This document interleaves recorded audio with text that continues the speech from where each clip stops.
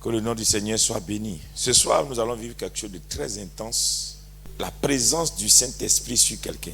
Ça va vous amener à comprendre ce que c'est que la puissance de Dieu. Dieu n'a pas besoin de l'homme pour prouver qu'il est Dieu. Ça doit être pour l'homme un honneur que Dieu l'ait appelé. C'est pas à Dieu on fait honneur parce qu'on le sait. Il ne faudrait pas prendre l'habitude de te dire que si je ne suis pas là, ça ne va pas fonctionner. C'est un honneur d'être serviteur du grand Dieu tout-puissant. Et je vous amène toujours à vous comparer aux gens du monde. On a un programme de 120 jours. Dans le programme de 120 jours, il y a des gens qui ont des occupations et qui trouvent des raisons de ne pas venir. Il y a des gens qui s'arrangent pour venir. Quand on va finir les 120 jours là, Dieu va faire la comptabilité. Il va dire, mais je vous ai donné rendez-vous, vous n'êtes pas venu. Tu dis non, Dieu même sait. Mais à la fin, Dieu va te dire, ok, tu ne savais pas pourquoi j'avais fixé ce rendez-vous. On a une de nos filles ici qui allait à l'ambassade des États-Unis. Elle a grouillé jusqu'à qu'elle a eu rendez-vous avec l'ambassadrice. Et puis elle me dit que la personne qui devait l'accompagner était en retard de 5 minutes. Et puis l'ambassadrice dit non, je ne vous reçois plus. Elle a tout fait. Et puis ils ont appelé des autorités pour l'appeler. Il dit, États-Unis, ce n'est pas comme ça. États-Unis, il n'y a pas affaire de ministre. Chacun a autorité à sa place. Le ministre ne va pas changer la position de quelqu'un. Si c'est son droit, il exerce. C'est ce que ça veut dire. Si un homme peut te dire 5 minutes de retard, c'est plus la peine. Et Dieu.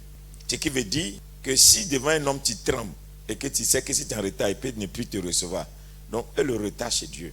Avant que je ne prie avec vous ce soir, je vais vous parler du Saint-Esprit. Bien, il faut qu'on apprenne ça. Tous ceux qui ont l'habitude de prendre du retard dans la vie, ça devient un esprit qui est comme chose sur toi. Et vous ne vous rendez pas compte. C'est-à-dire, tu as ça sur toi, puis tu ne te rends pas compte. On va y arriver tout à l'heure. Je vais prier pour l'esprit de retard. Je vais vous donner ça en 2 minutes avant qu'on ne prie. Tu dois combattre ça. C'est la maladie des francophones. Le démon de retard. Mais tout à l'heure, on va prier pour ça. Mais pour ce soir, dis à quelqu'un, lave ta main. Le Saint-Esprit m'a dit que depuis hier, cette semaine, de poser des actions. On n'adore pas Dieu dans le mensonge, dans l'impureté, dans le désordre, dans une vie de péché. On adore Dieu dans la sainteté. Donc si tu sais que tu n'es pas saint, ne t'approche pas de l'autel de Dieu. Si tu t'approches de l'autel de Dieu, l'autel de Dieu doit te consumer. Même si c'est ton travail de nettoyer les chaises de l'église, il ne faut pas faire ça avec le péché. Parce que vous n'avez aucune idée de ce que le péché peut voler même à tout un peuple. À cause du péché de Akan, tout Israël perd des batailles. Il y a des péchés, quand c'est au milieu de nous, le Saint-Esprit ne peut plus bouger.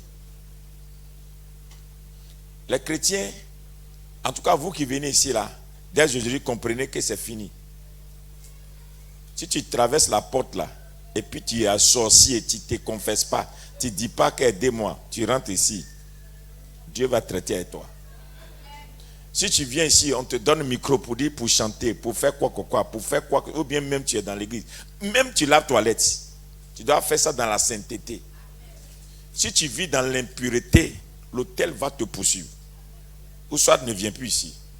Il y a beaucoup de bénédictions qui sont bloquées dans nos vies parce que on s'est habitué au péché et puis on s'est dit, ça ne fait rien. Dieu n'aime pas le péché. Bien que Dieu aime le pécheur, Dieu dit, il est le péché. On ne peut pas toujours s'excuser. Et puis des fois, il y a la mort dans notre travail. Il y a la mort dans tout ce qu'on fait des fois à cause de ce que on vit dans le péché. Et on trouve des versets pour expliquer ça. La sainteté appelle la sainteté. C'est-à-dire, si tu vis une vie de sainteté, tu vas voir Dieu dans ta vie. Donc, dès aujourd'hui, j'appelle la main de la sainteté sur notre assemblée. Moi aussi, je cherche, vous aussi, vous cherchez. Chacun doit veiller sur sa vie chrétienne et sa sainteté. La sainteté, désormais, ça va devenir une culture dans cette église. Si toi-même tu sais que tu as péché, ne t'approche même pas. Sinon, je te préviens, la mort va aller chez toi. La mort, elle peut venir à toute forme. La mort, ce n'est pas seulement quand tu tombes et puis tu disparais. Mais la mort peut être dans tout. Et puis nous-mêmes, en tant qu'Ivoiriens, nous on jouait tout. On plaisantait tout. On a tellement joué tout que c'est Dieu on prend maintenant pour jouer. C'est-à-dire que quand ce que tu peux faire dans ta maison, tu peux faire dans la maison de Dieu, c'est qu'il n'y a plus de différence entre chez toi et Dieu. Tu comprends, non? Je préfère qu'on soit 5 en train de prier avec les mains saintes que d'être des milliers avec des mains souillées et puis on souffre. La main de Dieu n'est pas courte pour sauver, mais seulement quelles sont ces mains qui sont élevées vers Dieu. Que celui qui s'approche de Dieu sache que Dieu là, on ne prend pas pour jouer. Il y a un démon qui te détruit, c'est un démon de retard. Parce que si je te parle du Saint-Esprit, que tu le comprends de retard. Même on commence par nous les pasteurs. Nous les pasteurs, nous disons que nous sommes les leaders et que on peut venir à tout moment. Mais on oublie que ce qui est sur nous là, c'est ça qui descend dans le peuple. Donc si un pasteur est en retard, son peuple est en retard. Si un pasteur aime le retard, il sème le retard aussi sur son assemblée. Et le retard n'est pas seulement physique, le retard même dans tout ce que vous faites, votre travail, votre prophétie, votre vie de prière, tout ce que vous faites dans votre maison, il y a un retard. S'il y a quelque chose qui devait être donné, ces choses arrivent en retard. Les chrétiens s'excusent toujours pour le retard. Dieu ne pardonne pas le retard. Et regarde très bien que l'accomplissement de ta destinée est attaché à quelque chose. Le Seigneur dit dans sa parole, au temps convenable, je t'exaucerai. On dit le jour de l'Éternel. C'est-à-dire qu'il y a un jour là. Dieu s'est réservé ça pour travailler. Donc si le jour de Dieu arrive, puis toi tu n'es pas là, on fait comment? Imaginez que Marie ne soit pas là quand l'ange est arrivé. Donc il est important pour vous que vous priez contre cet esprit. Ce qui fait que tu es toujours en retard. Regardez nos mamans souvent. Maquillage prend 3 heures de temps. On dit le culte est à 9 heures. Et c'est à 9 heures qu'elle descend. Non, on ne se rend pas compte. Tout le monde est assis. C'est maintenant on vient. On froisse la présence de Dieu. Dieu n'a pas besoin de regarder nos habits. Dieu a besoin de nos cœurs. Et des fois, on en fait trop. Et l'essentiel, on ne le fait pas. Il y a des tontons aussi. Dimanche matin, là, il fait grâce matinée. Il se lève à 9 heures. Et cela, il se lave rapidement. Vous avez fini? On s'en va. Quand ils arrivent, non, il n'a pas encore pris le micro. On va arriver tout à l'heure. Comme il n'a pas encore pris le micro, Dieu ne rentre pas dans une église quand le prédicateur est là. Dieu a un rendez-vous avec son peuple. À partir, si vous dites 6 heures là, 6 heures, l'Esprit de Dieu est là. Et l'Esprit de Dieu commence à travailler déjà. Donc dès maintenant, mettez ça dans votre tête. Le jour où tu es en retard et que quelque chose est en retard dans ta vie, souviens-toi de ces démons. Et taille-le en pièces. Ne laisse pas cet esprit. Il y a trop de retard dans notre vie. On te promet quelque chose et puis on ne fait pas. Et tu ne comprends pas pourquoi toi, ta vie est toujours en retard. Le démon de retard, il faut l'annuler. Tu aimes trop venir dans la présence de Dieu en retard. Et puis tu as des excuses. Tu peux expliquer ça. Mais si on te donne rendez-vous, que le président ou bien le premier ministre ou bien le député, le maire ou bien je ne sais pas qui encore va te recevoir demain, la nuit même tu ne dors pas. Tu repasses ton habit, tu mets ton parfum, la nuit tu intercèdes si vraiment est-ce que quand il va bien te recevoir, comment ça va se passer? À 4 heures du matin, tu es déjà debout, tu commences à circuler. On dit le rendez-vous à 10 heures, mais 6 heures, tu es déjà lavé. 9 heures, tu es déjà à côté. On dit c'est à 10 heures, oui, à 10 heures, je suis là. Je ne vais pas rater ça. Ça, c'est pour rencontrer un homme. Mais toi, ton Dieu, là, tu veux le rencontrer, et puis c'est toi qui es en retard. Donc, il y a beaucoup de choses que tu rates à cause de cette histoire de retard. Mais je crois que dès ce soir, c'est mort dans ta vie. Dis Amen. Ne remettez jamais à demain ce que Dieu vous inspire aujourd'hui. La mort des géants est dans cette histoire de retard. Ça ne fait rien. Je peux faire ça demain. Amen. J'enseignais mon pasteur aujourd'hui. On est allé quelque part. Dieu Saint-Esprit m'a dit, sors, va dans tel magasin, prends telle chose. Et puis je l'ai pris, dit, allons-y. On va, on arrive dans le magasin. Ce que je veux là, ça se trouvait dans le magasin. Et c'est selon le mètre carré que je voulais là. C'est ça seul qui restait. J'attendais, je voulais quelque chose de 40 mètres carrés. Et c'est ce qu'ils avaient. Ils m'ont dit, il n'y a plus ça. Il n'y en a même plus même à Abidjan. C'est la seule pièce qui reste. Et le monsieur me dit, heureusement que vous êtes venu. Hein. Sinon, c'est fini. Et puis on ne peut plus trouver ça. Ok. Et puis il me dit, ok, je vais te faire une faveur même. Et puis il me fait des faveurs. Au fait, si je disais que la route est longue et que j'avais un rendez-vous avec quelqu'un, mais j'ai annulé le rendez-vous de la personne pour écouter ce que Dieu a dit. Pourquoi? Parce que tu demandes certaines choses à Dieu. Dieu ne te prévient pas de quand il va te donner. Mais à un temps donné, il te met seulement une inspiration dans le cœur. Fais ça. Mais au moment où il te dit de faire ça, c'est là que tu es distrait. Et puis tu dis, non, je peux faire ça à tout moment. C'est en ce moment-là que tu rates ton rendez-vous. Oh, je prie que cela passe au-dessus de ta tête. Que plus jamais tu ne rates un rendez-vous avec ton Dieu. Dis amen avec moi. Que tu sois toujours au rendez-vous du Saint-Esprit. Et donc, cette culture-là, c'est à l'église que tu apprends ça. Si tu prends l'habitude d'être à l'heure dans les choses de Dieu, Dieu mettra les choses de la vie à l'heure dans ta vie. Tu as compris? Prends les choses de Dieu au sérieux. Dieu va prendre toi aussi ce qui est à toi au sérieux. Ne joue pas avec ça. Ne joue plus avec ça. J'espère que tu as bien compris. Ok. Notre travail ce soir s'appuie sur pourquoi est-ce que le Saint-Esprit est capable de changer ton histoire en un an, en un jour, en 3 jours, en une semaine. Et pourquoi il est important d'avoir le baptême du Saint-Esprit, bien la présence du Saint-Esprit. Si tu n'as pas le Saint-Esprit, écoute-moi bien, il y a des dimensions dans la vie où aucun homme ne peut t'amener si ce n'est que le Saint-Esprit. Et laissez-moi vous expliquer, vous savez pourquoi les gens sont dans les sectes? Je vais vous expliquer clair, hein? Terre à terre. Ceux qui envient les gens qui sont dans les sectes, je vous explique. Ceux qui sont dans les sectes, qui sont des pratiques, c'est juste, ils cherchent une puissance qu'ils n'ont pas. Ils se disent que là-bas, ils peuvent l'avoir. Ils vont pas pour autre chose, ils vont pour une puissance. Même pour devenir riche, il faut avoir une puissance pour devenir riche. Même pour avoir une position, il faut avoir une puissance pour avoir la position. Même pour un jour, s'il rêve d'avoir quelque chose, il dit que il me faut quelque chose pour avoir ça. Et ces choses-là, c'est quand je vais aller pratiquer ça que je peux l'avoir et ça va me mettre à une dimension. Donc tout ce qu'on leur promet, on dit si tu viens ici, là, tu auras ça pour avoir telle position.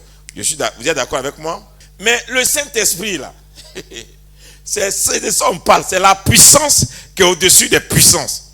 Ça ne veut pas dire que ces puissances n'existent pas, mais il y a une puissance qui est au-dessus des puissances. Quand tu as ça crée quelque chose dans ta vie que tu ne peux pas même imaginer que ça peut venir dans ta main.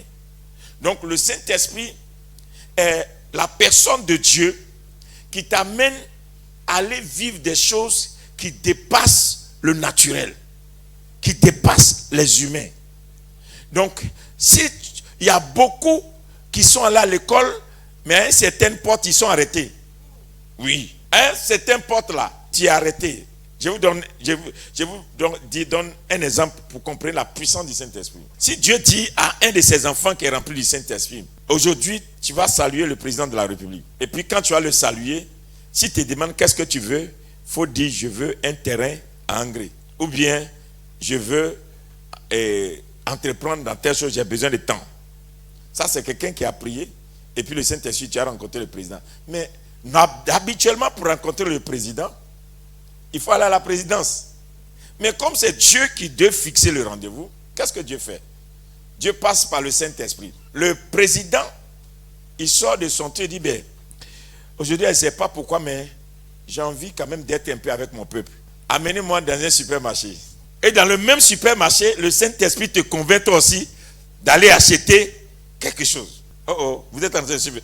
Tu arrives dans le supermarché et puis te voici nez à nez avec le président de la République. Et tout le monde dit, quittez. Et le protocole ne te voyait pas. Donc comme ils t'ont vu, ils t'ont bousculé. Le fait de te bousculer, le président fait attendre. Hey, pourquoi vous le bousculez? Laissez-le. Ça va? Viens. Comment tu t'appelles? Et puis tout le monde a la caméra sur toi. Tu veux quoi? Ce que Dieu vient de te dire dans la chambre, Dieu l'a réalisé dehors parce que l'homme appartient à Dieu. Et tout ce qui est dans ce monde appartient à Dieu. Donc si tu as l'Esprit de Dieu en abondance, Dieu est capable de fixer même tes rendez-vous.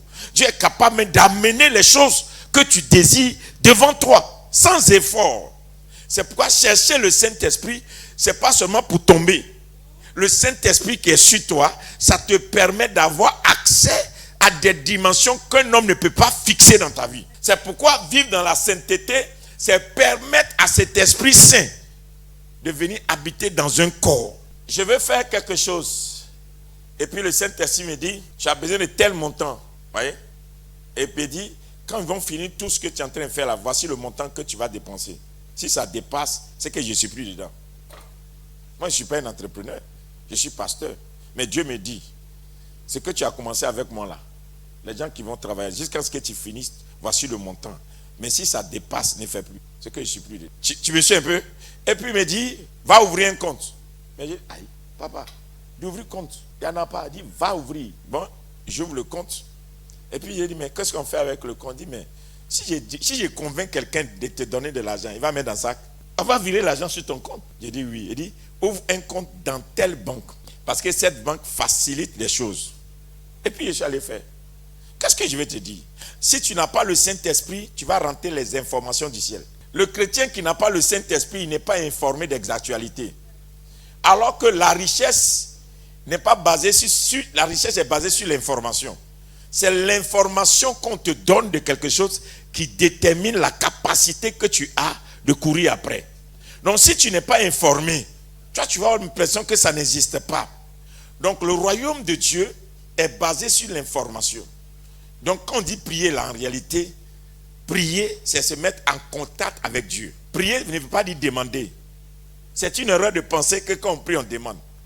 Il y a un verset pour demander, Matthieu 7, 7. Mais avant de demander, il faut être en relation avec Dieu. Donc, attendez. Je vais parler, alléluia, je vais parler à quelqu'un et je vais lui demander quelque chose. Soit je l'appelle au téléphone, soit je vais chez la personne.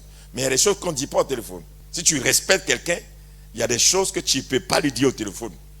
Tu vas vers la personne, selon sa notoriété, et puis tu lui parles. Donc, il y a des choses que tu ne peux pas balancer comme ça. Mais tu te donnes un rendez-vous. Donc, quand tu pries, tu dis à Dieu, je vais prendre rendez-vous avec toi. Maintenant, quand Dieu te donne rendez-vous là, le rendez-vous, tu ne peux pas rencontrer Dieu, si ce n'est que dans son intimité. Donc, qui n'a pas de relation intime avec Dieu n'aura jamais de rencontre avec Dieu. Donc, c'est pourquoi ceux qui ont le Saint-Esprit, ils peuvent rencontrer, ou bien Dieu peut les rencontrer, mais ceux qui parlent de Dieu, ils ne vont jamais rencontrer Dieu. Parce qu'ils ne savent pas que Dieu là, il attend seulement que tu viennes vers lui. Il dit, viens et plaidons ensemble pour ta cause. C'est-à-dire que Dieu, il attend que tu arrives jusqu'à lui. Mais comment tu peux venir chez Dieu si tu n'es pas esprit? Non, Dieu est un esprit. Et toi, tu ne peux pas aller chez lui si tu n'es pas un esprit.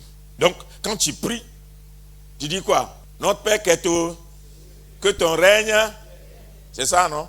Donc, quand tu pries, tu t'attends à quoi? À la présence de Dieu. C'est quand il est présent là que tu demandes maintenant ce dont tu as besoin. Donc, celui qui prie, c'est celui qui veut être en connexion avec Dieu. Maintenant, quand tu pries, tu dois demander que son esprit vienne sur toi. L'abondance de l'esprit de Dieu sur ta vie crée l'abondance des informations que tu as. C'est pourquoi il y a des gens, les événements, les actualités du monde leur font peur parce qu'ils n'ont pas l'actualité de Dieu. Tout à l'heure, tu sors de la maison et puis Dieu te dit, aujourd'hui tu ne prends pas ta voiture. Spécialement aujourd'hui, il faut prendre un taxi. Et puis tu montes dans un taxi. Et tu arrives en ville, on t'appelle dehors, on dit, ah, la voiture que tu as garée dehors, il y a des gens qui sont venus, ils ont cassé la voiture. Ils te cherchaient. Ça veut dire que Dieu sait qu'on va te tracer. Que quelqu'un va vouloir te braquer. Qu'ils ont déjà programmé ça. Et Dieu te dit, à rapide, prends un taxi. Il ne t'informe pas. Mais après, tu découvres ce pourquoi Dieu t'a convaincu de prendre le taxi. Mais si tu n'as pas le Saint-Esprit, il y a des événements de ta vie, tu vas les subir. Et tu vas dire, les gens sont méchants parce que vous n'aimez pas le Saint-Esprit. Dis à quelqu'un, il faut aimer le Saint-Esprit. Je réappuie sur ça. L'information est l'élément capital de la richesse. Et tu ne peux pas avoir d'information si tu n'as pas de connexion avec le ciel. Donc le ciel vient à toi pour t'informer de certaines choses réelles et authentiques. Où moi je suis arrêté là. Il y a des choses que je connais. Mais Dieu ne me dit pas de dire, je ne dis pas. Mais il y a des choses que je suis au courant. Je suis en paix, il y a d'autres qui sont troublés. L'information que tu as détermine la nature que tu manifestes. C'est ça qui te guide. Si tu es informé sur quelque chose, la chose ne t'effraie plus. Tu sais comment contrôler, tu sais comment agir. Mais tu ne peux pas avoir d'informations aussi si tu n'as pas le Saint-Esprit. Tu dois être ami au Saint-Esprit. Alléluia. Un jour, Dieu avait parlé, vous vous souvenez d'un ancien président du Bénin, il s'appelle Mathieu Kérékou. Il avait régné avec beaucoup de... Et puis, oui, il s'est converti. Après toutes ces choses, il s'est converti. Et puisque, vous voyez, la démocratie est venue, on a renversé tous ceux-là, on les a renversés tous. Est-ce que vous savez que c'est le seul qui est revenu après qu'on ait renversé les gens? Et puis un jour, Dieu lui dit, tu vas devenir président encore. Comme tu es converti, tu vas devenir président. Et puis Dieu lui dit, bon, cette fois-ci, au lieu tu ne vas plus magouiller, tu prends seulement la Bible, et puis je vais toucher le cœur des gens. Le président Mathieu Kérékou a fait campagne sur un cheval avec Bible. Et tout le peuple a voté. Là où les gens déversent des milliards, lui, il a obéi seulement.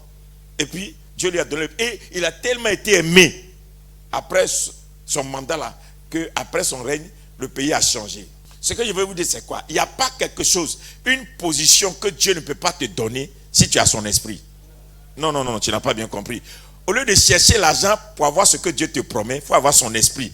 Et il dispose ça pour toi. C'est pourquoi tout ce que tu vas avoir chez Dieu, Dieu veut que tu aies son esprit. Le jour où Dieu te promet une voiture, tu viens en prière, puis Dieu te donne l'esprit, la capacité d'attirer la voiture.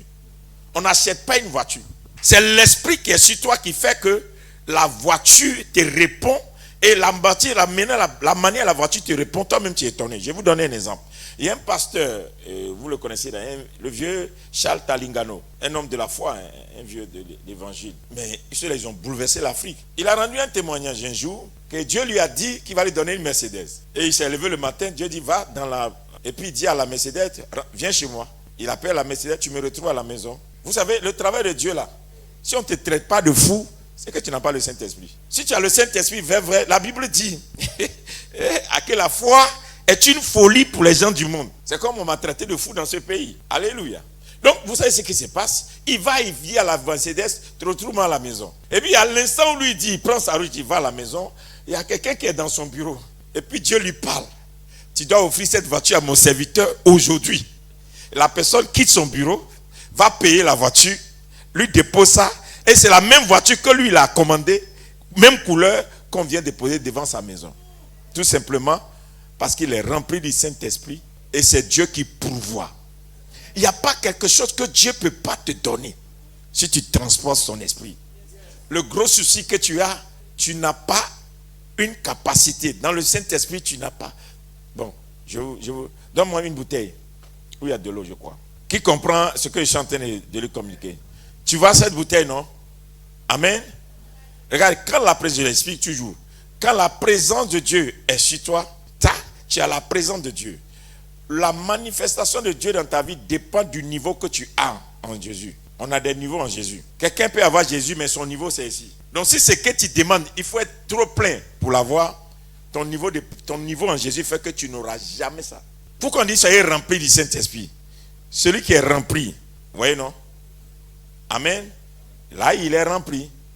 Quand tu es rempli, tu pèses. Et quand tu fais quelque chose, on sent le poids. On sent la puissance dans ce que tu fais. Les affaires, tout ce que tu fais. Je peux dire ministère, tout. Mais quand tu n'es pas rempli, donnons un exemple. Tu peux vider une partie pour moi, fils, rapidement. Voilà. Donc quand tu n'es pas rempli, tu as des besoins. Tu viens à l'église pour des besoins. Tu ne viens pas à l'église pour le Saint-Esprit. Tu viens à l'église pour que Dieu te donne des miracles. Viens. Tu ne viens pas à l'église. Voilà. Donc quand tu n'en as pas le Saint-Esprit, tu vois le bruit? Reprends. Quand tu es rempli, quand on te jette, ça fait pop. Quand tu n'es pas rempli, quand on te jette, tu as vu le bruit, non? Jusqu'à là-bas, on entend. Donne-moi une bouteille. Tu es rempli. Tu n'es pas rempli. Tu es rempli. Donne-moi. Tu n'es pas rempli. Amen. Quand on te jette la tête, c'est-à-dire que quand tu n'es pas rempli, tu fais beaucoup de bruit et peu de résultats. Mais quand tu es rempli, tu poses une petite action et puis on voit un résultat extraordinaire. Donc chercher le Saint-Esprit, c'est chercher à faire des choses, alléluia, qui sont spectaculaires en Dieu. Le Saint-Esprit nous aide à défier le système humain. Avec le Saint-Esprit, tu renverses l'ordre des choses. On ne peut pas comprendre comment ça a marché, mais ça a marché. Mais tu n'as pas le Saint-Esprit. Quand on te dit, viens, on va prier pour que tu aies le Saint-Esprit, tu dis actuellement, là, moi je n'ai pas mangé, c'est le Saint-Esprit qui a payé mon loyer. Non, c'est l'ignorance. Alors que tu ne sais pas. Il y a des hommes de Dieu, je vais vous raconter l'histoire, puis on va les projeter sur l'écran. Il y a un homme de Dieu qui a nourri toute sa vie des orphelins et il n'a jamais payé. Chaque matin, il dresse la table, il fait prière, action de grâce, pain, café, tout arrive. À midi, il dresse la table, il prie avec les orphelins, tout arrive. Même l'orphelin, tout ce qu'il a construit, il n'a jamais demandé l'argent à quelqu'un. Il finit de prier dans sa chambre. Dieu parle aux gens et puis vient déposer. Et plus les gens déposent, plus ils prospèrent. Mais le monde a fini par nous faire croire que quand tu n'as pas l'argent, tu ne réussiras pas dans la vie. Alors que l'argent appartient à Dieu. Donc qui est déjà allé chez Dieu et puis n'a pas donné son argent? Donc on vient chez Dieu pour avoir un miracle, pour voyager, pour avoir des enfants, pour avoir une femme, pour avoir certaines choses. On n'a jamais demandé certaines choses à Dieu et on ne verra jamais. Il te faut le Saint-Esprit. Qui est d'accord avec moi? Il te faut le Saint-Esprit. Si tu es chrétien en tout cas, il te faut le Saint-Esprit. Si tu n'es pas chrétien, tu es obligé d'aller faire quelque chose pour avoir la puissance. Mais si tu es chrétien, tu as déjà ce qu'il te faut pour être puissant, c'est le Saint-Esprit et puis tu es rempli. Celui qui est rempli du Saint-Esprit a une sensibilité. Tu sens les choses. Matthieu 1, verset 18. Dis à quelqu'un, il me faut le Saint-Esprit. Cette semaine-là, normalement, mais les chrétiens même doivent, tu dois tout faire même pour avoir le Saint-Esprit. Je ne sais même pas. Quand tu as le Saint-Esprit, tu es surpris. Voici de quelle manière arriva la naissance de Jésus-Christ. Marie, sa mère, ayant été fiancée à Joseph, se trouva enceinte par la vertu du Saint-Esprit. Elle est tombée enceinte par la vertu du Saint-Esprit. Avant qu'elles eussent habité ensemble. Avant qu'ils eussent habité ensemble. Oui. Joseph, son époux, oui, était un homme bien et qui ne voulait pas la diffamer. Se proposa de rompre discrètement avec elle. Oui. Comme il y pensait, oui, voici un ange du Seigneur lui apparut en songe et dit, Joseph, fils de David, ne crains pas de prendre avec toi Marie, ta femme, car l'enfant qu'elle a conçu vient du Saint-Esprit. Regardez ce que le Saint-Esprit, asseyez-vous. Le Saint-Esprit peut régler même un problème de foyer. Joseph est sur le point d'abandonner sa femme. Parce que grossesse que tu me dis que Dieu t'a donné là, c'est comment? Dieu va le dire à Joseph, il faut garder. C'est le Saint-Esprit. C'est-à-dire que le Saint-Esprit règle les petits détails de ta vie. 2. Le Saint-Esprit, c'est le Saint-Esprit qui a fait que Marie est tombée enceinte. On dit, voici la manière. Donc le Saint-Esprit a des manières qui ne sont pas les manières des hommes. Donc quand tu es avec le Saint-Esprit, il ne passe pas par la manière des hommes. Il a une autre manière de faire avec toi. Et puis les gens découvrent que c'est avec toi que pour la première fois, on voit ça. C'est ça le Saint-Esprit. C'est comme ce que le président Trump est en train de faire actuellement là. Ça choque. Mais les gens vont dire que les États-Unis vont tomber. Ils vont t'étonner que dans les mois qui arrivent là, ça grimpe seulement. Pourquoi? Parce que quand le Saint-Esprit te convainc de faire quelque chose, à la fin, ça confond le système humain. Parce que c'est un système supérieur au système humain. C'est un système qui est au-dessus du système humain. Tu ne peux plus continuer à croire à l'homme plus qu'en Dieu. Tu ne peux plus continuer ça. Et ça fait que nous sommes devenus des menteurs, des manipulateurs. Nous sommes plus fidèles à nos principes. On ment. Parce que tu es obligé de faire ce que tu ne dois pas faire pour avoir ce que Dieu t'a promis. Alors que Dieu est tout puissant. Dis à quelqu'un, il te faut le Saint-Esprit. Je ne t'ai pas entendu. Demande à la personne que tu as le Saint-Esprit, tu as le Saint-Esprit. Luc 1, écoutez bien cette histoire de Jean-Baptiste, de Zacharie, de Jésus, de Marie, d'Élisabeth, et de comprendre comment est-ce que Jésus a impacté la terre entière à cause de comment il est né. Des fois, nous négligeons les commencements. Mais laissez-moi vous dire, la manière ça a condensé détermine aussi comment tu vas terminer. De la manière tu as commencé joue un rôle dans comment tu vas terminer. Si ce monde tient, c'est parce qu'au commencement, la terre était informe et vide. Et l'esprit mouvait au-dessus des eaux. Lisez bien votre Bible. Si l'esprit ne bougeait pas au-dessus des eaux, le monde n'allait pas tenir. Tout ce que vous voyez dans ce monde, les arbres, le soleil, la lune, les étoiles, sont sortis de cette présence. Il n'y avait rien. C'est l'esprit qui mouvait au-dessus des eaux. L'eau était sur la terre et la terre était sous l'eau. Et Dieu les a séparés.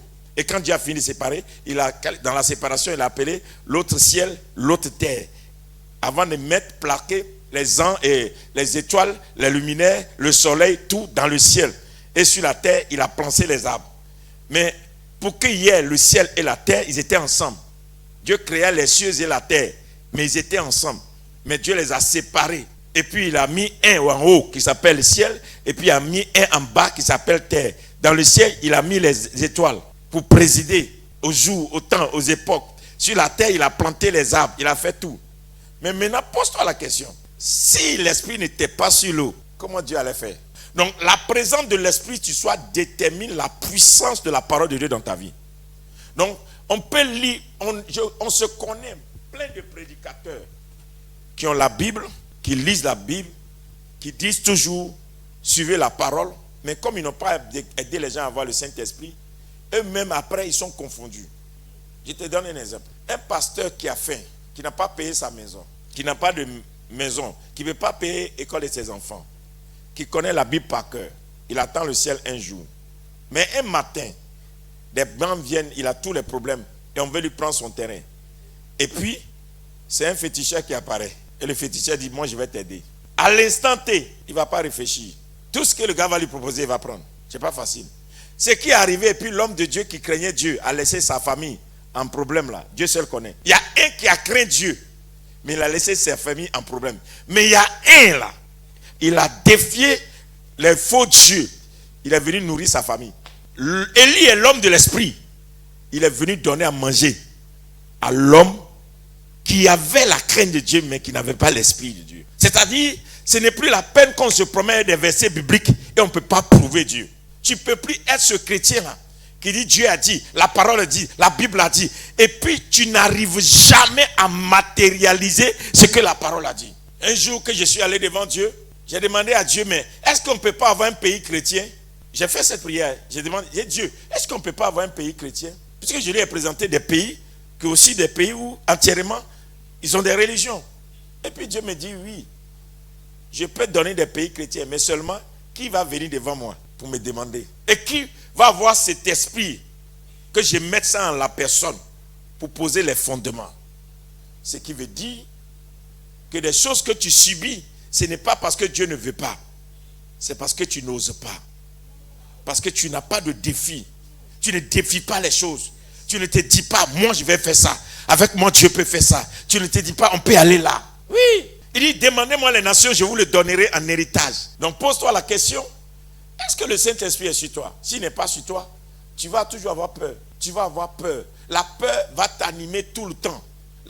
L'inquiétude pour demain. Qu'est-ce que tu vas manger? Qu'est-ce qui va se passer?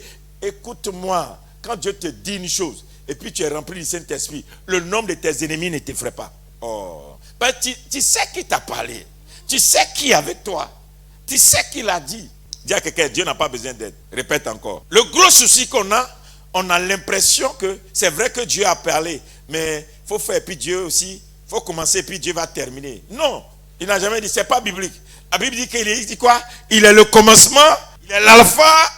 Si Dieu n'a pas commencé avec toi, il ne terminera jamais avec toi. C'est pourquoi laisse-le commencer et puis il va terminer. Mais au commencement, là, il te faut sa présence. Il faut que l'esprit soit sur toi. L'esprit doit bouger sur ta vie qui n'a pas de forme. L'esprit doit bouger sur ton destin qui n'a pas de forme. L'esprit doit bouger sur ton entreprise qui est en train de basculer. L'esprit doit bouger sur ta maison qui ne tient pas. L'esprit doit bouger avec la prophétie. Même si l'amant qui est en bas, il n'y a que ténèbres. Mais la parole de Dieu, quand elle va sortir, tu vas voir, il va venir séparation. Là où il n'y a pas d'esprit de Dieu, il n'y a pas de créativité. Dieu n'a rien créé s'il n'y a pas l'esprit de Dieu. Dieu a commencé à créer parce que l'esprit se reposait. Donc quelqu'un qui a l'esprit de Dieu a une créativité. Quand vous êtes quelque part, vous tournez en rond. Quand vous faites les mêmes choses, vous n'avez jamais d'inspiration. Ça veut dire que votre niveau d'esprit est petit. Tu fais les mêmes choses pendant 30 ans. On vient te trouver déjà 30 ans. Dieu aime nouveauté. Tu n'auras pas de nouveauté parce que ton niveau d'esprit, tu diras créativité, créativité, créativité, créativité, hein? Créativité. Quelqu'un peut prendre une grosse photo et puis mélanger avec du lait, prendre le lait et puis mettre des beignets de crevettes, mélanger ça et puis il prend encore, il met dans non, pas d'abord dans du poisson, il prend le poisson, il met dans telle chose, quand il ressort, il appelle le poisson, je sais pas. Et puis les gens regardent, ouh, oh, ce poisson-là, c'est doux. Une cape qu'il a payée à 5 000 francs, il vend la cape à 55 000. On dit, mais c'est quel genre de cape ça? Dieu vient de lui donner une inspiration que personne n'a. Les gens qui font la cuisine là, c'est pas tous les cuisiniers qui apprennent. Les maîtres cuisiniers, c'est ceux qui inventent des plats. Ils inventent des plats. Ils ont une imagination qui dépasse l'imagination humaine. Nous, on a le Saint-Esprit là. C'est pour avoir la créativité. Là, tu cherches travail. Tout le temps pour avoir l'argent. Alors qu'il n'y a pas plus entrepreneur qu'un chrétien. L'entrepreneur, le chrétien, tout chrétien doit être entrepreneur. Pourquoi? Parce que c'est nous qui cultivons. Dans le jardin, cultive, garde. Cultive, garde. Chrétien qui n'est pas entrepreneur, tu vas travailler jusqu'à... Alors que si tu vends des maïs, t'imagines, je quitte ici, je cherche la saison de maïs. Je m'envoie camion de maïs. Et puis Dieu dit, c'est maïs, je vais prendre pour te rendre riche. Premier camion. Après, je vais prendre maintenant 100 hectares maïs. Chrétien a peur toujours de louer terrain parce qu'il ne sait pas pour moi, c'est pas moi j'allais faire dessus. Pourtant, il ne sait pas qu'en entrepreneuriat, il faut prendre des risques. Nous, les chrétiens, nous sommes des peureux. On n'ose jamais. On veut la sécurité totale, l'assurance totale. Et on est pauvre. Hein? Tout ce qu'on fait là. C'est-à-dire que tu fais 25 ans pour chercher la volonté de Dieu. Alors que quelqu'un commence quelque chose 10 ans après, la personne s'enrichit. Et puis tu dis non, ça là c'est sorcier, c'est pas normal. Lui, il n'est même pas bon chrétien. Comment il a pu pour faire ça? Mais il a osé, il a cru en Dieu. Dieu l'a facilité. Toi, tu ne crois pas en Dieu. Tu n'as pas le Saint-Esprit. Il te faut le Saint-Esprit, mon frère. Je te demande pardon. En dehors de ta Bible, là, il te faut maintenant le Saint-Esprit. Tu as lu la Bible. Mais le Dieu qui explique la Bible, là, tu ne l'as pas. Donc, c'est par les vertus du Saint-Esprit que Marie est tombée enceinte. Par les vertus du Saint-Esprit, tu peux tomber enceinte d'une destinée. Par les vertus du Saint-Esprit, quelque chose de grand peut jaillir au-dedans de toi. Là, je viens de commencer. Je me suis vu hier où j'ai mis un micro, j'étais là, je tapais les mains, et il y avait une grande foule devant moi qui tapait les mains, avec les trucs là, et puis j'ai vu que je jouais le clavier. J'ai vu ça hier. Donc maintenant, je vais commencer à apprendre le piano. Mais oui, ça va vous étonner que je vais commencer à faire des chants qui vont parcourir la terre. Si Groupe Musical ne m'a pas fatigué, je n'allais jamais penser à un jour taper les mains. Les problèmes que Dieu te donne, c'est pour te donner une solution. Oh, quelqu'un n'a pas bien compris. Les problèmes que Dieu te donne dans la vie, là, en réalité, ce n'est pas pour t'enterrer, c'est pour te créer une solution, une porte. Et c'est à toi de savoir pourquoi Dieu le permet dans ma vie. Mais comme tu n'as pas de Saint-Esprit, tu prends tout comme, oh Seigneur, il ne m'aime pas. Je n'aime même pas. Tu n'as pas le Saint-Esprit.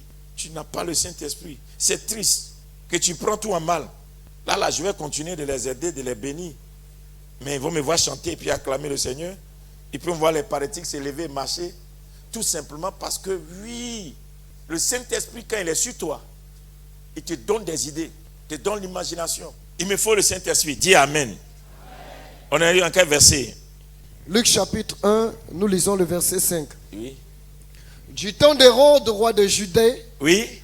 il y avait un sacrificateur nommé Zacharie, Oui. de la classe d'Abia. Uh-huh. Sa femme était d'entre les filles d'Aaron, Oui. et s'appelait Élisabeth. Oui. Tous deux étaient justes devant Dieu, Ils étaient justes.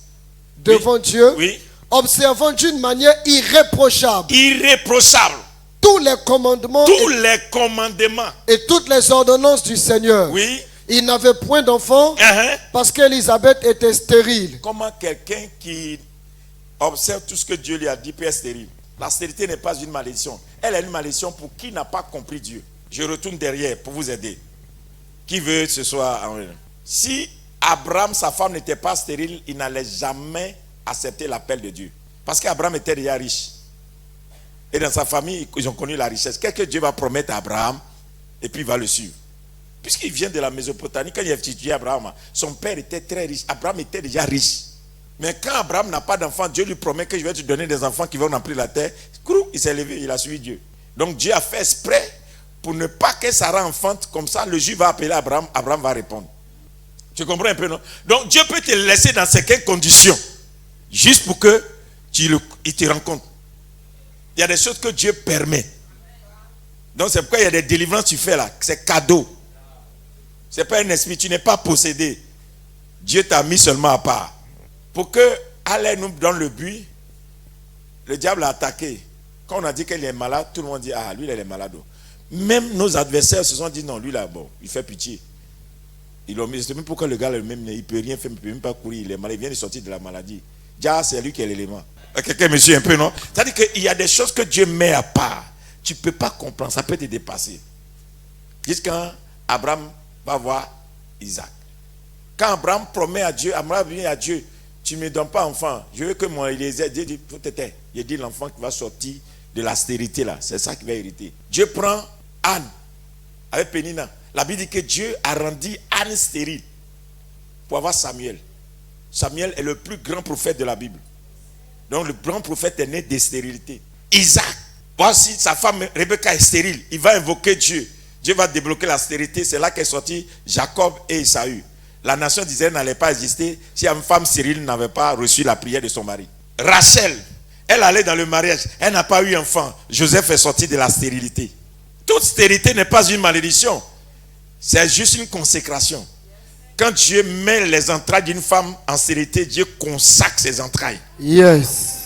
C'est mis à part pour un temps. Le jour où quelque chose va sortir de là-bas, là, ça va être dangereux. C'est pourquoi continue de chercher Dieu jusqu'à ce que Dieu t'a promis là, sorte de là. Il ne faut pas aller faire d'autres choses. Donc, il y a des situations que Dieu laisse dans ta vie, il ne va pas régler. Tu vas prier, tu vas jeûner, Dieu ne va pas régler. Parce que ce qu'il veut prendre pour faire là, c'est quand ça va sortir que tu vas comprendre ce pourquoi Dieu a fait ça. Mais pour l'instant là, il ne va rien t'expliquer. Dieu ne peut rien t'expliquer. Tu n'es que dedans. Donc quand tu as le Saint-Esprit, tu comprends les choses. Donc Anne n'avait pas le Saint-Esprit. Elle comptait sur son mari, elle comptait sur ses offrandes, elle comptait sur ses sacrifices. Le jour elle a pris du temps dans la prière. Le Saint-Esprit lui a dit, cette affaire-là, ce n'est pas affaire de ton mari, ce n'est pas affaire de ton pasteur, ce n'est pas affaire d'église, c'est affaire du rocher. Elle allait se mettre sur le rocher du siècle. Elle a promis l'enfant. Dieu lui a donné le mal. Et puis elle a commencé à faire d'autres enfants. C'est-à-dire que le Saint-Esprit, il ne va jamais t'inspirer pour te dire, fais ça, je vais te donner. Tant que tu n'es pas intime. Donc tu as besoin du Saint-Esprit. C'est le Saint-Esprit qui devient ton meilleur coach. Il n'avait point d'enfant, Oui. parce qu'Élisabeth était stérile. Oui. Et ils étaient l'un et l'autre avancés en âge. Uh-huh. Or, Dieu a compliqué l'affaire encore. Non seulement ils sont stériles, mais ils sont avancés en âge. Dieu là, il est un Dieu qui aime des choses compliquées. Dieu là, ce qu'il peut faire doucement dans ta vie, là, il complique ça. S'il ne complique pas, il ne tire pas une grande gloire. Il complique ça pour tirer la gloire, pour que tout le monde dise que c'est lui. C'est comme notre belle nation. Les gens regardent, affaire de Côte d'Ivoire est compliquée, tu ne peux pas comprendre.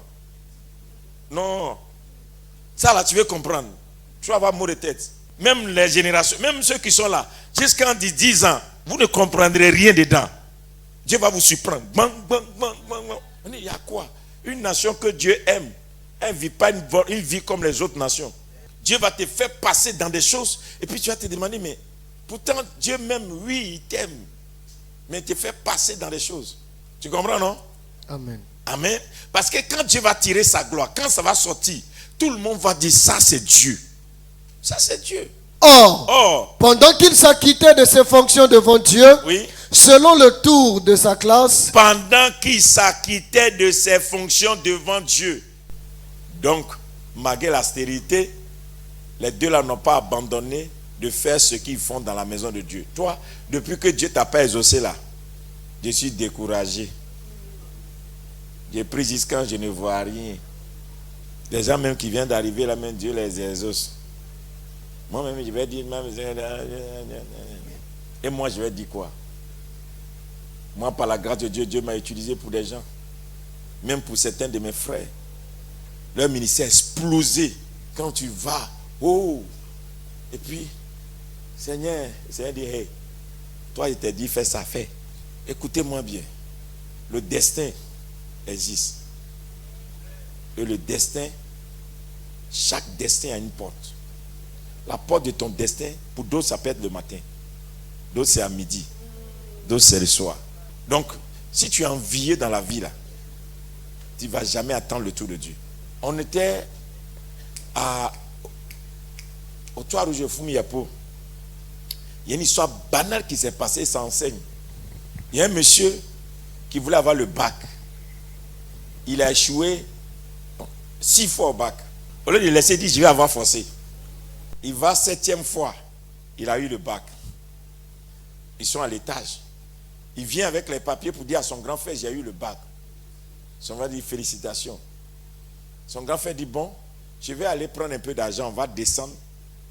On va aller prendre un peu de boisson en bas là, parce que vraiment tu as souffert. 7 fois, quand son grand frère ressort, il le trouve mort au salon avec le diplôme dans les mains. Ce qui veut dire, si tu n'es pas sage, quand Dieu te dit attends, il faut attendre. Et puis, il y a des choses on ne force pas.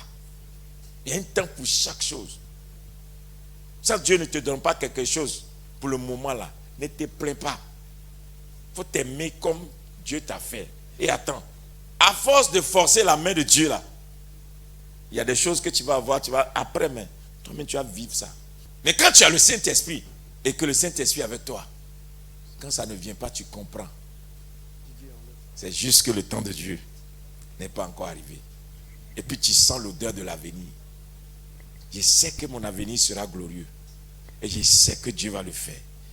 Il te faut le Saint-Esprit. Personne n'a dit que tu es stérile. Les gens disent que tu es stérile, mais pour Dieu, tu n'as pas d'enfant pour le moment. Peu importe l'âge, je vous dis la vérité, peu importe l'âge, si Dieu t'a promis un enfant, attends l'enfant. Si Dieu t'a promis quelque chose, il faut attendre. Aucun homme ne peut effacer un destin. Aucun homme. Ça n'existe même pas. Malheureusement, à l'église, on ne parle pas trop de destin. Aucun homme, je vous dis la vérité, aucun homme ne peut maudire un destin. Ça n'existe pas. Sauf que tu n'as pas de destin. Tu comprends, non? Donc, ta destinée est dans la main de Dieu. Et il a déjà pris soin. Une révélation. Vous savez comment Dieu travaille? Pour l'homme, voici comment Dieu travaille. Pour l'homme, mon fils, mets le truc rouge là. Ça, c'est le commencement. Déploie ça. Déploie ça là. Pour mettre ici. Mais pour que les gens voient. Déploie, ou bien tu déploies l'autre. Déploie quelque chose pour mettre ici. Pour montrer que c'est la fin. Ça, c'est le commencement. C'est ça, non? Ça, c'est le commencement. Ça, c'est la fin. Quand toi, tu es en train de dire c'est le commencement, ce qu'on appelle le commencement, là, chez Dieu, c'est pas pareil. Qu'est-ce que Dieu lui fait? Dieu finit. Il achève tout.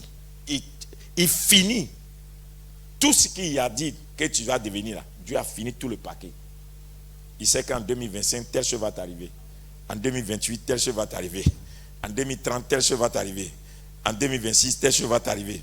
En 2020, telle chose va t'arriver. Dieu sait tout. Il n'y a pas quelque chose qui le surprend. Même le jour où tu vas mourir, comment on va t'enterrer, Dieu connaît. Comment tu vas mourir, il connaît. Il n'y a rien qui le surprend. Quand il finit ça, et puis il a achevé tout, il vient maintenant lancer le commencement. Il dit maintenant, madame, tombe enceinte. C'est pourquoi Dieu dit, avant que tu ne sois formé dans le ventre de ta mère, je t'ai connu, je t'ai établi. Ce qui veut dire, ton père et ta mère ne sont pas encore rencontrés, que Dieu lui t'a rencontré. Donc quand tu as un dessein là, ça ne dépend plus même de tes parents, de ta famille biologique, de ta nation, de ton village. Maintenant, c'est le ciel qui gouverne ton destin. À partir de cet instant, quand Dieu commence avec toi, tes parents même regardent, mais l'enfant là même, il est différent des autres. C'est un enfant de destin. Ce qui arrive à l'enfant là, on ne comprend pas. C'est un enfant de destin. Pourquoi? Parce que la destinée, c'est ce qu'on appelle la prédestination. Quand tu es prédestiné à quelque chose, Dieu fait le boulevard devant toi. Ce n'est plus ta prière, même tes efforts. C'est le plan divin de Dieu qui s'accomplit. C'est pourquoi être rempli du Saint-Esprit, ça t'aide à vivre ta destinée. Ça t'aide à comprendre pourquoi c'est toi. J'espère que tu vas chercher le Saint-Esprit. C'est comme où moi je suis là. Puis quelqu'un vient me donner une révélation. Je vois que Dieu va te bénir, tu vas avoir beaucoup d'argent. Il m'a déjà dit avant même que j'étais pauvre. Je dormais au marché que Dieu m'a dit ce que je serai. Quelqu'un va venir de notre prophétie que j'ai vu que tu as eu beaucoup d'argent. Il a dit ça. C'est pourquoi je l'ai suivi. Donc quand le temps va arriver, il y a des sommes qui vont être devant moi. Mais pour le moment, Dieu m'entraîne à gérer. Dieu me forme pour ne pas que l'argent soit un problème pour moi. Pour ne pas que la position élevée soit un problème pour moi. Dieu me forme pour ne pas. Et je prends ça comme une formation. Donc les gens peuvent me dépasser, mais ils ne peuvent pas me dévancer. Le dépassement ne veut pas dire qu'on t'a dévancé. Dans le dépassement, tu me dépasses. Mais quand on va arriver là, on sait qui est arrivé. Puisque c'est l'arrivée qui compte, non? Tu m'as dépassé dans quelque chose. Mais dans le devant, on va voir. Donc c'est pourquoi tu peux commencer à applaudir les gens aujourd'hui. Mais un temps va arriver. Les gens sont là, tchaï! Nous on a dit Dieu nous a bénis, mais pour lui là. Qui dit amen, que ça soit ton tour. Tes amis sont assis et puis ils te regardent, mais c'est pas le gars, nous on regardait comme c'est lui qui est devenu comme ça. Ou bien la femme là, c'est elle qui est devenue. C'est pourquoi quand tu rencontres les gens de destin, il faut faire très très attention. Sinon, tu risques de rater des grands carrefours. Dis ma destinée. Il faut t'accrocher à ça. Et le Saint-Esprit est le seul qui peut t'aider à comprendre ta destinée. Il est le seul qui peut te convaincre. Là où les gens t'ont indiqué que c'est impossible, le Saint-Esprit te dit, je suis avec toi. Oui. Combien de personnes qui m'ont dissuadé de certaines prophéties? On a vécu un événement cet après-midi. Il y a une de mes fils qui est ici. On ne l'a jamais vu faire cette chose. Lui, il est là, il aime la maison, le travail. Et puis, il dit, il vient taper au bureau. Je veux voir le vieux. Il tremble. Les gens disent, il y a quoi? Il menace d'autres personnes. J'ai dit, je vais parler au vieux. Je dois lui parler. Il dit, aïe, c'est quoi? Donc, ses amis l'ont bloqué à terre. Ils ont cru qu'il est devenu fou. Je sors, je dis, qu'est-ce qu'il y a? Il se met à genoux, papa, je vais te voir, ok, viens allons. Ainsi par l'Éternel. Il veut te voir guérir les malades, faire des croisades partout dans les nations. Il dit, voilà. Il dit, c'est te dire amen, que Dieu te bénisse. C'est de Dieu ce que tu as dit. Mais comme il n'a jamais vécu la présence de Dieu, ça l'a pris comme...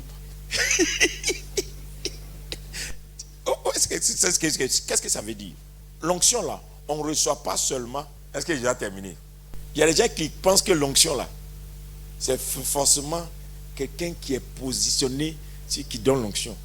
Dieu peut tirer l'onction d'une ère faible et puis t'équiper pour quelque chose. L'enfant vient de prophétiser sur moi. C'est pourquoi Dieu a dit, si vous refusez, je vais prendre des cailloux pour le faire. Donc croyez que si Dieu veut faire quelque chose, laissez Dieu faire. Dieu est capable. Oui, j'ai étudié la parole de Dieu. Je suis en train d'éduquer mes enfants. Je leur ai dit à mes enfants, je les défie. Je crois à une chose, que cotisation, offrande dans la maison de Dieu ne fait pas un pasteur. Moi, je peux l'enseigner. Parce que je l'ai vécu. Et mes enfants sont témoins. J'ai vu ce qu'on appelle Dieu multiplie. Les gens donnent 1000 francs, 2000, 3000. Quand on va compter, c'est beaucoup. On a des projets qui dépassent la taille de l'église. On fait des programmes et tout le monde va dire, mais lui là, lui, même mon père spirituel m'a fait demander qui te finance. En 2004. C'est pas aujourd'hui qu'il fait programme. Depuis 2000, je suis dans le programme des stades. Vous me donnez combien de millions on met dans l'affiche? Quand les frères américains sont venus, ils m'ont fait asseoir et dit, mais prophète, dis-nous la vérité. Tu fais comment? J'ai compris une chose. Quand tu es rempli du Saint-Esprit, l'œuvre de Dieu, ce n'est pas un homme de Dieu qui le fait. C'est la présence de Dieu. C'est le Saint-Esprit qui est sur lui, qui l'aide à faire l'œuvre de Dieu. Donc, une fois que tu mets l'œuvre de Dieu dans la main de l'homme, Dieu enlève ses mains. Une fois que tu mets ta confiance aux cadres qui sont autour de toi, tu es en train de bâtir ton royaume. Ce n'est plus le royaume de Dieu. Tu vas faire des projets. Tu vas penser que tu es intelligent. C'est à la fin là qu'on va se rendre compte que tu as construit, mais ça n'a pas tenu. Alors que on peut faire paillasson comme ça. L'Esprit de Dieu est dedans. Moi, je peux disparaître. Mais cet esprit élève toujours des hommes de Dieu. Et cette église peut faire 200 ans. Ça ne finit jamais. Pourquoi? C'est pas... Quand l'Esprit de Dieu est dans quelque chose, la chose ne tombe jamais. Mais quand c'est un homme qui a élevé quelque chose, quand l'homme disparaît, la chose disparaît. C'est pourquoi si tu veux ton entreprise, ton commerce, ton travail, tu veux tenir dans le temps, il faut que Dieu soit présent dans ta vie. Il faut que tu sois assoiffé de l'Esprit de Dieu. Il faut accepter des fois certains échecs pour comprendre Dieu. Ça fait mal, mais c'est la vérité. Il faut enlever certains systèmes des hommes. Ce n'est pas parce que tout le monde fait comme ça que c'est bon. Et si toi tu faisais autrement? Si tu viens ici, tu viens pleurer encore. Seigneur, je n'ai pas mon loyer. On va faire par là. Parce que ton problème, c'est la présence de Dieu. Oui. Je vous répète, la femme veuve, elle a eu un mari qui avait la crainte de Dieu. Elle a eu des dettes. Mais le prophète Élie transportait l'esprit. Il a nourri sa femme et puis il a donné l'abondance dans sa maison. En tant que prophète Élie même il a faim. Lui-même il a faim. Mais il transporte quelque chose qui peut changer l'histoire et la vie. Quand tu as le Saint-Esprit sur toi, il y a des choses que Dieu fait, mais toi-même tu es choqué. C'est comme quand je dis qu'il ne pleuve pas jusqu'à ce que je finisse mes programmes en 120 jours. Comment quelqu'un peut être dans un quartier comme ça, je peux cacher ici, et puis lui il commande qu'il ne tombe pas. Les gens font pluviométrie, on mesure. La pluie vient, on voit le soir, ça fait Ou bien, qui a déjà vu ça? Tu sens dans le ciel là même, tu sens même que ce soir là il va pleuvoir. Nada. Et puis tu es là, tu ne comprends pas. Tu mets un climatiseur dans ta maison, tu sens la chaleur. Tu sais pourquoi? Pour qu'un président signe soit un décret, pour qu'un président prenne une décision, il faut que son ministre lui donne des informations. Ou bien, le ministre de l'économie dit voici ce qui se passe chez le président. Ou bien, mais si tu n'es pas arrivé à un temps où tu es dans le conseil de Dieu, tu ne peux pas amener au nom de Dieu des décisions sur la terre. Et il faut qu'on arrive à comprendre maintenant qu'être ministre de Dieu, ça veut dire que tu dépasses le titre d'ambassadeur. Et tu atteins la dimension où tu sièges dans le conseil de Dieu pour ta génération. Et quand tu dis une chose, Dieu dit, ah, notre enfant là, oui, notre ministre là, l'a dit, c'est lui qui est là-bas. Donne-lui. Donc, le Saint-Esprit, chercher le Saint-Esprit, c'est réussir à s'asseoir à la table de décision de Dieu. Et c'est important pour toi que tu marches dans le Saint-Esprit. Si tu ne marches pas dans le Saint-Esprit, le monde va t'avaler. Or, oui, pendant qu'il s'acquittait de ses fonctions oui, devant Dieu, oui, selon le tour de sa classe, oui, il fut appelé par le sort, hein, d'après la règle du sacerdoce, uh-huh, à entrer dans le temple du Seigneur pour offrir le parfum. uh-huh. Toute la multitude du peuple était dehors en prière. Vas-y vite. À l'heure du parfum. Mm-hmm. Alors un ange du Seigneur apparut à Zacharie et se tint debout à droite de l'autel des parfums. Oui. Zacharie fut troublé en le voyant et la frayeur s'empara de lui. Oui. Mais l'ange lui dit, Uh-huh. ne crains point, Uh-huh. Zacharie, ta prière a été exaucée. Ta femme Élisabeth enfantera un fils. Ta prière a été exaucée. Oui. Ta femme Élisabeth enfantera un fils, oui, et tu lui donneras le nom de Jean. Il sera pour toi un sujet de joie et d'allégresse, et plusieurs se réjouiront de sa naissance, car il sera grand devant le Seigneur. Il ne boira ni vin, ni liqueur enivrante. Regardez, le Saint-Esprit décrit comment l'enfant va vivre sa consécration. Il ne boira ni vin, ni liqueur enivrante, et il sera rempli de l'Esprit Saint dans le sein de sa mère. On dit, lui là, il est rempli de l'Esprit Saint depuis le ventre de sa mère. Et comprenez maintenant pourquoi Dieu a permis que ses parents servent toujours à l'autel et qu'ils soient stériles. Oh, vous comprenez maintenant? Dieu a préparé les entrailles d'Élisabeth pour que ses entrailles soient consacrées à une présence. La présence de Dieu sur Jean-Baptiste dépend aussi des entrailles d'Élisabeth qui ont été mises à part par le service qu'elle faisait à l'autel. Donc Dieu ne prend pas n'importe qui pour accoucher Isaac, il ne prend pas n'importe qui pour accoucher Jacob, il ne prend pas n'importe qui pour accoucher Joseph, il ne prend pas n'importe qui pour accoucher Jésus, il ne prend pas n'importe qui pour accoucher Jean-Baptiste. C'est des gens qui étaient proches de lui. Donc, si tu n'apprends pas à consacrer ce que tu as à Dieu, il y a des explosions que tu ne peux pas avoir. C'est pourquoi ça prend le temps des fois d'atteindre certains. Je te dis, mais il vaut mieux passer le temps devant Dieu et qu'un jour Dieu te présente que de courir après les hommes qui vont juste t'abandonner. Quand Dieu te présente il te présente de la bonne et de la belle manière. Et puis Dieu, il est capable de toucher le cœur de tout le monde. Il est capable de rendre les choses sensibles. Il est capable de faire en sorte que tout est favorable. Publicité, cadeau. Tout simplement parce que tu es rempli du Saint-Esprit. Dans ces derniers temps, nous n'aimons plus le Saint-Esprit. On a chassé le Saint-Esprit dans nos maisons, dans nos vies, dans nos ministères. Partout, on a chassé le Saint-Esprit. On a commencé à chercher l'argent. Il ramènera plusieurs des fils d'Israël au Seigneur leur Dieu. Oui. Il marchera devant Dieu avec l'esprit et la puissance d'Élie. Il marche devant quoi? Dieu. Non. Souvent, est-ce que vous lisez la Bible même? Depuis quand un homme peut marcher devant Dieu? Relis le verset. Il marchera devant Dieu avec l'esprit et la puissance d'Élie. Lis avec autorité, on comprend. Il marchera devant Dieu. Est-ce qu'un homme peut marcher devant Dieu? Dans la logique là, Dieu devant, l'homme derrière. C'est pas ça? Mais ici on dit, Jean-Baptiste, bien, il marchera. Lui il est Dieu. Je ne dis pas qu'il est Dieu, hein? C'est un exemple. Il est Dieu et lui il est Jean-Baptiste. Et le verset nous dit que Dieu va marcher derrière Jean-Baptiste. Le relis. Il marchera devant Dieu devant Dieu. Avec l'esprit et la puissance. Donc, qu'est-ce que ça veut dire? Quand on dit devant Dieu, ça veut dire qu'apparemment, Dieu bouge autour de lui. Dieu fait le tour de sa personne. Quand il est devant, Dieu gère le devant. Quand il est derrière, Dieu gère son derrière. Quand il est à côté, Dieu passe à... Quand on dit devant, il y a la scène. C'est-à-dire que Dieu est assis et puis il observe tout ce qui se passe autour. En fait, c'est ce que ça veut dire. C'est-à-dire que quand Dieu appelle quelqu'un, c'est pourquoi Jean-Baptiste, on peut parler de Jésus. Jésus est Dieu. Jean-Baptiste a marché devant Jésus. Et c'est lui qui a baptisé Jésus. Et c'est lui qui a dit Jésus étant. C'est parce qu'il est rempli du Saint-Esprit qu'il peut présenter Dieu. S'il n'est pas rempli du Saint-Esprit, oui, acclamez le Seigneur. Jean-Baptiste a présenté Dieu au monde. Jésus, il est Dieu. Mais Jean-Baptiste l'a présenté. Mais il fallait le niveau de l'esprit pour que ça soit lui qui fasse ça.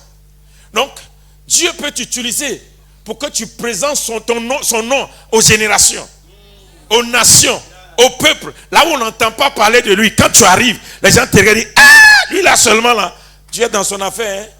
Mais on a peur du Saint-Esprit. Tout ce qu'on veut maintenant, c'est le matériel. On ne se rend pas compte que Dieu peut nous donner ça. Ma prière ce soir, c'est que dans ta tête, tu ne regardes plus ce que tu as, que tu regardes qui tu es devant Dieu. Qui tu es devant Dieu détermine qui tu vas devenir devant les hommes. À partir d'aujourd'hui, l'Esprit de Dieu doit devenir ton combat. Tu dois tout faire pour qu'il y ait une intimité, une relation parfaite entre toi et le Saint-Esprit. Que personne ne t'enlève ça. Si tu as perdu ça, tu as tout perdu. Laisse le reste pour demain. Mais imaginez, servant de Dieu, David, tu sais comment il est venu roi? Mon fils, Dieu a dit à Isaïe, il n'est pas Bethlémite. Isaïe là, sa vie n'est pas Bethléem. Mais Dieu prophétise et dit, Isaïe, fais-toi un grand nom à Bethléem. Isaïe va, il s'installe à Bethléem parce que Dieu lui a parlé. Il y a des endroits où tu vas, c'est pas chez toi, mais c'est Dieu qui t'a parlé. Yes.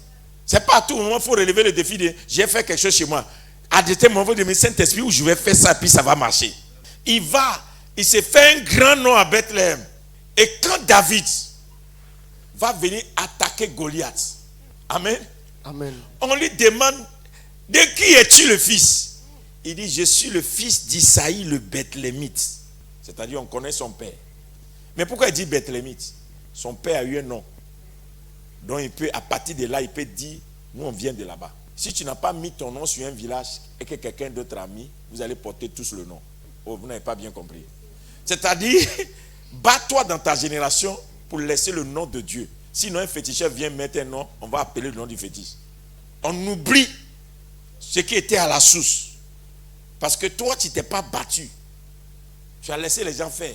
Et quand David va devenir roi, Dieu ne va pas aller chercher un roi là où il n'y a pas un grand nom. Dieu va fouiller dans le sang. Et puis Dieu va prendre David, qui est le Bethlémite. Pourquoi? Parce que Jésus doit être le roi des rois. Mais il ne peut pas naître aussi en dehors de Bethléem. Donc Jésus aussi va naître à Bethléem. Parce que son arrière-grand-père a eu un grand nom. Jésus ne peut pas naître ailleurs qu'à Bethléem. Parce que son grand-père a préparé le chemin. Et David reçoit l'onction derrière les moutons. Un oint arrive. Regardez qui a oint David. C'est pourquoi je vous dis, cette histoire de consécration, ça n'a rien de j'ai l'argent. Dans ces derniers temps, les gens nous ont blagué. Beaucoup parmi nous, on a tout abandonné pour aller chercher l'argent. Nous sommes des fanfarons à cause de l'argent qu'on a. Un pasteur aujourd'hui, on veut brader, montrer qu'on est riche, on a tous les moyens, mais à l'intérieur, on est vide. Les gens viennent chercher, ils ne trouvent plus. Parce qu'on a l'argent, mais on a perdu Dieu. Parce que tout est maintenant la course au matériel, la course à l'argent. Personne ne cherche Dieu. Mais regardez, c'est pourquoi nous n'avons pas de grand roi. Vous savez pourquoi? N'importe quel prophète n'est pas un roi de destin. Écoute-moi bien, on peut t'enseigner la parole, mais sa destinée restera cachée jusqu'à ce que Dieu envoie son prophète. Mais oui, si quelqu'un te dit, ceux qui sont en Europe, qui ne sont pas choses là, est-ce qu'ils ont eu prophète? Il faut lui dire, il faut aller apprendre. C'est parce qu'ils n'ont pas le Saint-Esprit qu'ils vont dans les sectes pour que des gens les établissent. Ils appartiennent à des choses. C'est parce que vous ne connaissez pas. Donc, si tu ne connais pas, tais-toi. Ce n'est pas l'élection qui les a mis là-bas. C'est des choix de principauté. On dit, toi, on t'envoie en mission. Va. Et puis, toi, tu cours, tu le votes sans savoir. Vote que tu en fais là. Tu ne sais pas qu'est-ce qui te pousse à le faire. Parce qu'il y a des esprits qui peuvent contrôler un peuple. Tu t'en fais quelque chose, tu ne sais pas pourquoi tu fais. Puis tu finis bien. Et puis tes yeux disent, pourquoi il fait même? Tu as fait. Mais ce n'est pas là que je suis. Quand Samuel est né d'une consécration, sa mère a cherché Dieu. Son père a cherché Dieu. Quand il est né, on l'a déposé devant l'autel de Dieu toute sa vie. Lui n'a vu que l'œuvre de Dieu. Quand Samuel sort de là, quand il prend la corde, quand il oint un roi, même un roi comme Saoul, Dieu l'a aimé à cause de Samuel, à cause de celui qui lui a donné l'onction. Et David a été oint par Samuel. Et Samuel est devenu roi. Et Samuel, David a été oint par Samuel. Et David est devenu un roi puissant. Quelqu'un qui est derrière un mouton. On verse seulement l'huile sur sa tête. Et puis il devient un roi qu'Israël n'a jamais connu. Pourquoi? Parce que l'Esprit du Seigneur s'est reposé sur lui. À telle enseigne que c'est que les gens ont appris à l'école. Lui, l'onction lui a montré ça. Donc quand quelqu'un transporte l'Esprit de Dieu là, c'est pas seulement pour chasser le diable. L'Esprit de Dieu peut t'amener à régner dans des sphères. Yes. Et les gens ne peuvent pas comprendre comment tu y es arrivé, mais tout simplement tu as un choix. Et tu as reçu l'onction. Je t'encourage à passer du temps dans la présence de Dieu. Amen. Tu es capable de devenir. Aujourd'hui, tu es derrière les tables. Tu vas au marché. Qui sait si demain, c'est toi qui vas construire la ville. Si Dieu passe par là. L'Esprit de l'Éternel est sur moi. Il m'a oint pour proclamer une année de grâce. Dieu a besoin de toi. Amen. J'ai fini. Dieu a besoin de toi. Qui veut répondre à l'appel du Seigneur ce soir? Dieu a besoin de toi. Qui a envie de passer des jours devant lui pour dire, Seigneur, donne-moi ta part d'esprit. Lève ta main droite là où tu es. Fais une prière d'1 minute seulement. Il nous faut le Saint-Esprit. Si David est devenu roi, parce qu'il a rencontré un homme d'esprit, il faut que tu deviennes. Il faut que tu deviennes. Il faut que tu deviennes. Si David, son père même n'a pas confiance en lui, le père de David n'a pas confiance en lui. C'est pourquoi quand on a rassemblé les enfants, il n'a pas appelé. Mais Dieu, quand il a mis son esprit sur David, je viens de recevoir une prophétie. Regardez, je viens de recevoir une prophétie. Je ne sais pas à qui cela est adressé. Le Saint-Esprit me dit de dire à quelqu'un, si tu ne cherches pas mon esprit, la place que je t'ai donnée à dessein, un impie sera assis dessus. Si tu ne cherches pas mon esprit, la position que je t'ai déjà donnée, une autre personne va occuper cette position. Si tu ne cherches pas mon esprit, que je t'envoie mon esprit, c'est la prophétie. Hein? La personne qui est assise là où tu dois t'asseoir ne sera pas agitée. Et le Saint-Esprit me dit, Saoul régnait bien. C'est le jour où on a versé l'huile sur la tête de David que l'esprit de Saoul a été agité. Dieu n'allait jamais envoyer un esprit d'égarement à Saoul tant que David n'a pas reçu l'onction. C'est-à-dire, si tu ne cherches pas l'esprit de Dieu, il y a quelqu'un qui est injustement à quelque part où tu dois être. Cette injustice ne peut pas être corrigée si tu n'as pas cette portion de l'esprit. Le jour où l'esprit de Dieu va venir sur toi, la personne qui est là-bas illégalement, l'esprit d'égarement va amener la personne dans la confusion, dans des erreurs, dans des choses jusqu'à ce que la personne perde. C'est ainsi par l'Éternel. Il y a une position qui t'est réservée. Mais toi-même, tu ne sais même pas. Mais si l'esprit de l'Éternel vient sur toi d'une manière surnaturelle, le même jour tu as reçu l'esprit, le même jour la personne est détournée, la personne ne se retrouve pas, la personne est perturbée, la personne est confuse, la personne va aller d'erreur en erreur, de faute en faute jusqu'à la ruine. Saoul ne s'est plus jamais retrouvé jusqu'à ce qu'il meure et que David prenne le trône. Tout simplement parce que l'onction est venue sur David. Parle à Dieu 1 minute. Donne-moi l'esprit afin que j'accède à la position que tu m'as réservée. Donne-moi l'esprit et que j'aille à la montagne et que la position qui est ma position, qu'aucun épi ne s'asseye dessus. Donne-moi une portion de l'esprit et que j'accède à la montagne, au rendez-vous de l'élévation, et que ce que tu m'as réservé ne soit pas donné à quelqu'un d'autre. Donne-moi une portion de l'esprit afin, Éternel, que là où je dois être, l'esprit me permet de m'asseoir là-bas. Qui est cet impie qui est assis? L'onction de Dieu sur ta vie va renverser la personne. Qui est cet impie qui parle à ta place? La présence de Dieu va renverser la personne. Qui est cet impie qui est assis et qui manifeste ton pouvoir et ton autorité? La présence de Dieu sur ta vie va renverser la personne. Cette nuit même, l'Esprit de l'Éternel te localisera. Dis à l'Éternel, donne-moi cette portion de l'Esprit. Donne-moi cette portion de l'Esprit. Donne-moi cette portion de l'Esprit. Donne-le-moi, Seigneur. C'est ainsi a parlé l'Éternel. Il dit, aie soif de ma présence. Aie soif de ma présence. Je vais étancher ton destin. Aie soif de ma présence jusqu'à ce que je vienne comme une pluie. L'arrière-saison. Aie soif de ma présence jusqu'à ce que je vienne comme une pluie et que je descende dans ta vie comme une pluie qui vient arroser ton jardin que j'ai planté. Ce destin, c'est moi qui l'ai proclamé. Je l'amènerai à l'accomplissement. Mais aie soif.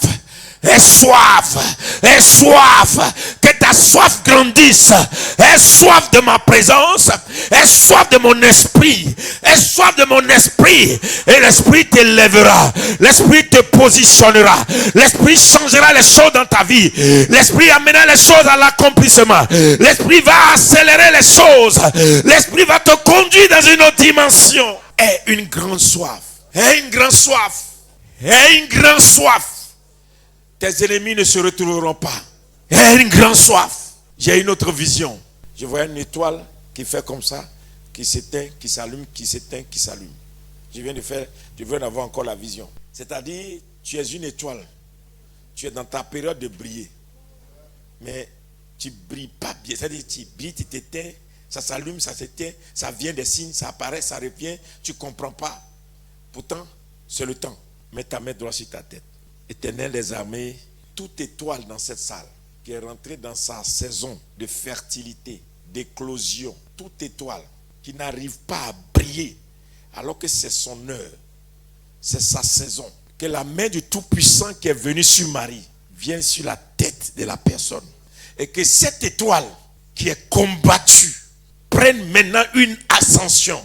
Je prophétise l'esprit d'ascension, l'esprit d'une montée, l'esprit de la montée, l'esprit de l'ascension, l'esprit de l'ascension. Tu monteras en gloire. Ton esprit montera en gloire. Ton étoile ne restera pas là-bas. Peu importe là où on a laissé cette étoile, elle va exploser. Elle va exploser. Tu vas briller. On ne te trouvera plus là-bas. Ainsi dit l'Éternel. C'est ta saison.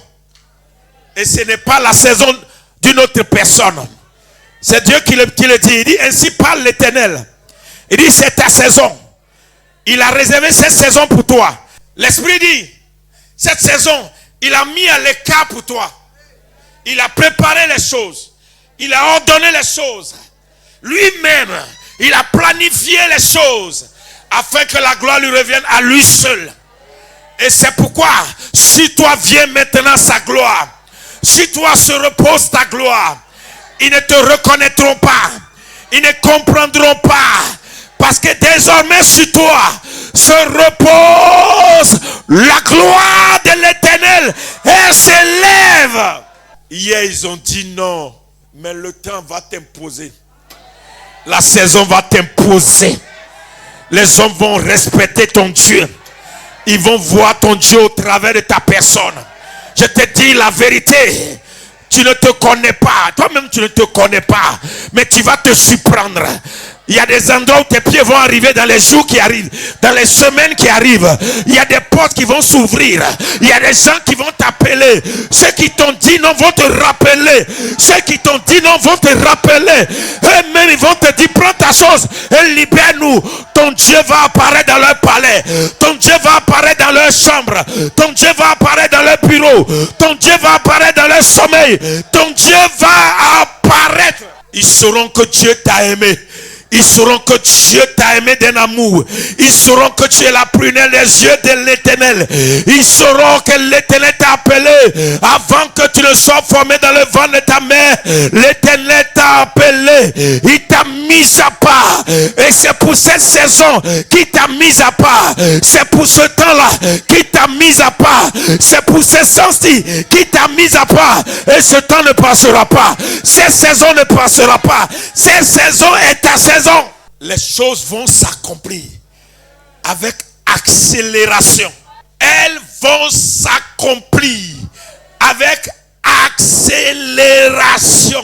J'entends le bruit d'une armée qui n'était pas préparée et qui surprend. Et le Saint-Esprit me dit, il y a des gens ici, Dieu va envoyer l'armée du ciel dans le camp. Et des gens qui croyaient qu'ils étaient en sécurité, l'Éternel va les déséquilibrer. L'Éternel va les déséquilibrer. Et l'Éternel va commencer à vous positionner. C'est-à-dire, Dieu te fait rentrer quelque part. Dieu te fait rentrer quelque part. Dieu te fait rentrer quelque part. La main du ciel vient pour toi. La main du ciel vient pour toi. L'Éternel combattra pour toi. L'Éternel combattra pour toi. Il agira pour toi. La main du ciel travaillera pour toi. Il y a beaucoup qui sont dans les ténèbres. Ils attendaient que ta lumière. Il y a beaucoup qui sont assis dans les ténèbres. C'est ta lumière qu'ils attendent. Il y a beaucoup qui souffrent, qui sont dans les ténèbres. C'est toi, c'est ta lumière qu'ils attendent. Il y a des nations même qui attendent ta lumière. Il y a des rois même qui attendent ta lumière. Il y a des gens qui attendent ta lumière. Si toi tu n'as pas brillé, ils ne vont pas briller. Si toi tu n'as pas brillé, ils ne vont pas briller. C'est pourquoi Dieu maintenant dit, c'est la saison où tu vas briller. La gloire de l'Éternel se lève sur toi. Et des multitudes vont être éclairées. Des multitudes diront, l'Éternel nous a visités. Des multitudes diront, Dieu nous a visités au travers de cette personne. Dieu nous a visités.